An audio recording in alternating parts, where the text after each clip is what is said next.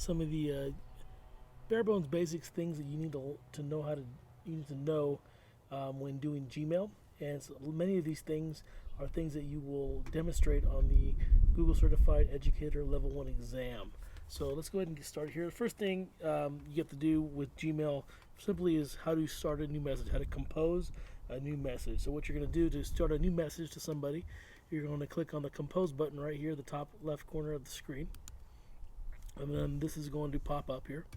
And what you're going to do is you're in the first row here where it says to, you're going to put a recipient of your message, who you're going to send the message to. So let's say, for example, I'm going to go ahead and put someone's name in here. I'll send it to one of my other accounts. Okay, there we go. And if you are working with within a school district, when they give you a Gmail account, you simply have to all you have to do is type their name. You don't have to remember their email address. If it's someone that works outside of your district, then you probably need to have their email address saved, or or have it written down and type it in completely to get their name and their email address in there. But if it's someone that you work with within the same district, type in their name and their name should pop up and it'll populate right there. You can send you can put as many people as you want in there. The next couple things we're going to take a look at here is CC and BCC. A CC stands for carbon copy. So when you put a carbon copy, it means that the person that's receiving it, they're going to know that someone else is also going to see this message as well. This is the person who the message is intended for. The CC is so that for accountability purposes, for etc., you want them to know that other people are going to be able to see this conversation. So you can put someone else's name in there as well. And then we have also, in addition to that, the BCC. So the BCC means blind carbon copy. Whoever you put in this row, that nobody else is going to know that they can see it. So nobody in this row knows who's here. No one in this row here knows who's going to be in here. So they like secretly know what the message is going to be about. So there's a variety of reasons that you could use this, but just so you know, when you put it in the BCC row, it's going to definitely be a something that nobody knows anybody in this row that they're able to see it. So this one here, go ahead at cat@gmail.com. No one's going to know up here that this person can see it. So that's the purpose of the BCC. The next thing you'll do is to add a subject line. So this is always a good practice to put a subject. It's a preview of what your message is going to be about. As a professional, if I get an email that doesn't have a subject line, I'm going to assume it's spam, and I'm less likely to read it. So always include a subject. So we'll call this test message is going to be our subject, and down below here, in this box here, is where you will type your message. Now, an email is different from a text message. It's more formal. So when I teach it to students, I tell them that an email spelling counts. See, I made a mistake here. I need to go ahead and fix that. Spelling counts, punctuation counts, all that's grammar counts in an email. It's formal communication for your job. It's not like a text message where emojis and grammar does. Emojis are cool and grammar doesn't count. It's more formal communication. So if you're going to be sending something to a colleague or to a boss, you want it to look formal, and email is the way to do that. So I wanted to kind of do it and let you know about that. So all you have to do next is simply click send, and then the people up here are going to get that message. So next, what we're going to do is how to set up your email signature. So let me show you what an email signature looks like first. What you do when you go to compose, if you notice down here, I have all these images and this text here that's automatically put at the bottom of my email. Automatically, don't have to think about it. I can delete it if I want to, if I don't want this to be in there. But the signature is something that shows up automatically, no matter what, at the bottom of every email. It's very professional looking. In this case, I have a picture of myself, my name, my job, some links to some of my websites, other contact information, and my some of the badges that I have earned. Again, I put a lot more into my signature than most people. Most people will probably just have this bottom part right here. But a email signature, again, is something that shows up at the very bottom. A very standard, easy way to do it is to put your first and last name, where you work, what your job position is, possibly a phone number. That's a very standard way to put an email signature. So the question is, how do I get this to show up here in every email automatically? I'm going to close this down real quick. To do so, we're going to go to our settings right here. I'm going to click on the settings button right here. And then we're going to scroll down here in our settings until we get to where it says signature. So right here is where I would type in everything that I want to go ahead and put in there. You can have multiple signatures and then choose which one you want to put there. That's a new feature recently updated by Google. But right here you can see all the stuff that I typed in here. I put the pictures and stuff. Right in this box here is where I would put that. And when I'm done, I would click down here, save changes, and then that would save that signature so that it automatically shows up. So let me show you what I mean here. Is that when I click the start the new message, this is already there as part of my message. We have that new function down here, the insert signature. If you create multiple ones, you can choose which signature you want. That's a new feature. We're not going to go into that today, but I wanted to have you be aware of that. I'm going to go and close this down. The next thing we're going to do here is learn how to create a new label. So let's go back to my inbox here.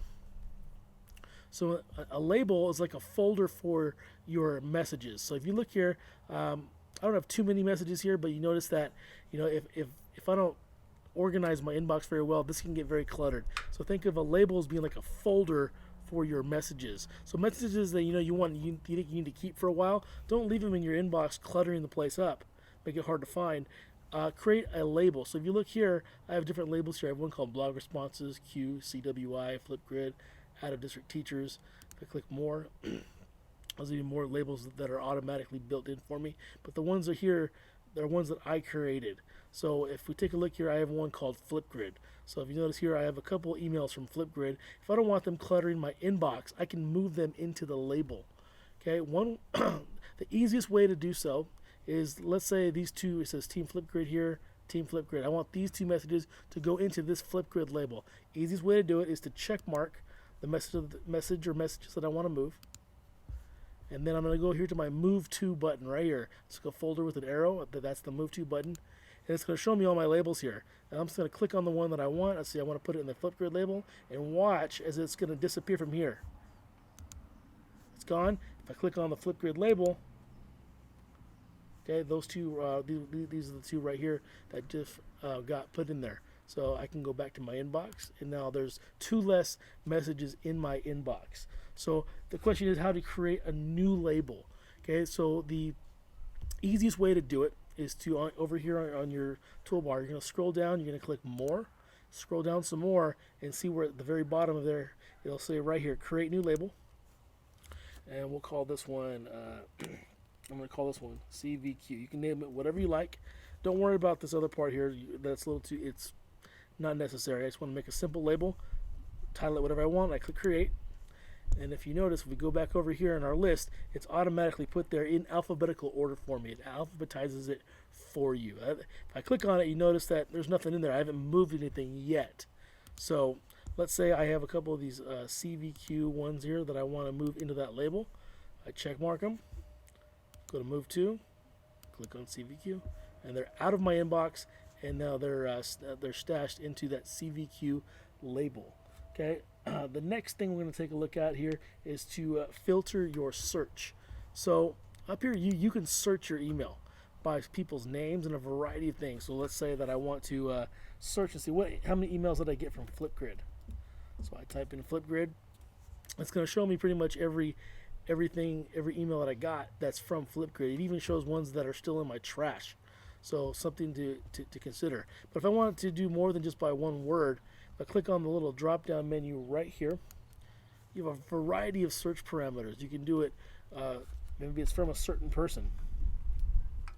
Type in someone's name, and then I can hit search, and now it's only going to it'll show me the ones that are from that person. So let me get rid of the Flipgrid there. And all it shows me messages where that person was in the message. I can get rid of that one there, I can do it by subject. I can do it by that has certain words. Words that doesn't have. I can do it by the size of the message. A date range. There's a variety of ways that you can do. You can do it where if they have attachment. So there's a variety of ways to filter your search. So let's say I want to see just messages that have files attached. Just simply click that, click search, and it's only going to show me the messages that have some kind of attachment on it. So again, a very useful way of navigating your inbox. Next, we take a look at the tasks in the sidebar. So over here on the far right, you have these little buttons here that are at a glance. We're going to focus on this one right here called Google Tasks.